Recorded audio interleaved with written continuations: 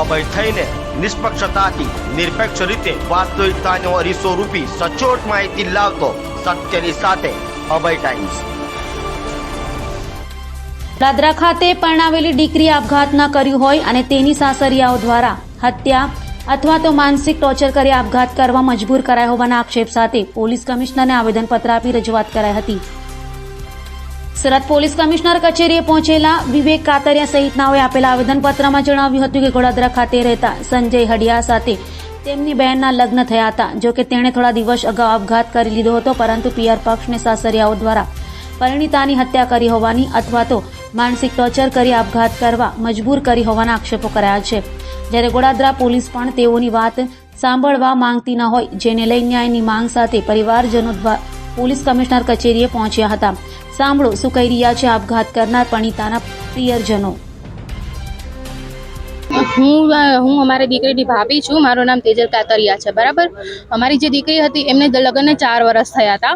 બીજું એ કે એમને સંતાન નહોતું થતું, એ બાબતથી એમને ટોર્ચરિંગ હતું। એ અમને ઘણી વખત એમને જણાવેલું હતું। આ દિવાળીએ બી અમને મળવા આવ્યા હતા ત્યારે બી એમને જણાવેલું હતું કે ભાઈ મારા સાસુ અમને એવું કહે છે કે ભાઈ સંતાન નથી થતું તો અમારે શું કરવાનું।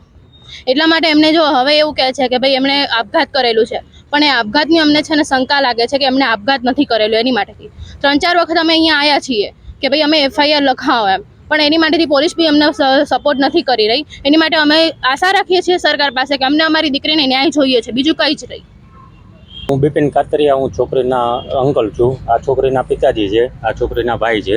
અમારી દીકરીએ એ લોકો એમ કીધું કે આપઘાત કરેલો છે। અમે લોકો ત્યાં પહોંચ્યા ત્યારે છોકરીને એને નીચે ઉતારી લીધી હતી અને 108ને ફોન કરેલો, પણ અમે ત્યાં ગયા એટલે અમને આ કેસમાં કાંઈ શંકા લાગે છે કે કાંઈ અજુગતું બનેલું છે। અમે પોલીસમાં FIR લખાવવા 3-4 વખત ગયા, પણ ગોડાદરા પોલીસ સ્ટેશનમાં અમારી FIR લખતા નથી, એટલે આજે અમે અહીંયા કમિશનર સાહેબને અરજી આપવા આવ્યા છીએ।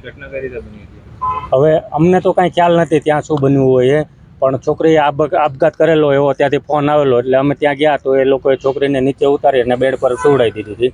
પછી 108ને બોલાવી, પોલીસને બોલાવી અને પંચનામું કર્યું અને PM કર્યું, પણ PMનો રિપોર્ટ પણ અમને હજી પોલીસવાળાએ સુપ્રત નથી કર્યો અને અમારી FIR પણ નથી લેતા। અમને સરકાર પાસે એક જ આશા છે કે અમને ન્યાય મળે। અમે ગરીબ માણસો છીએ, આ છોકરીના પપ્પા છે અને અમારી એકને એક છોકરી હતી એ તો આજે જતી રહી છે, એટલે અમારે ન્યાય જોઈએ છે। શું શંકા લાગે તમને?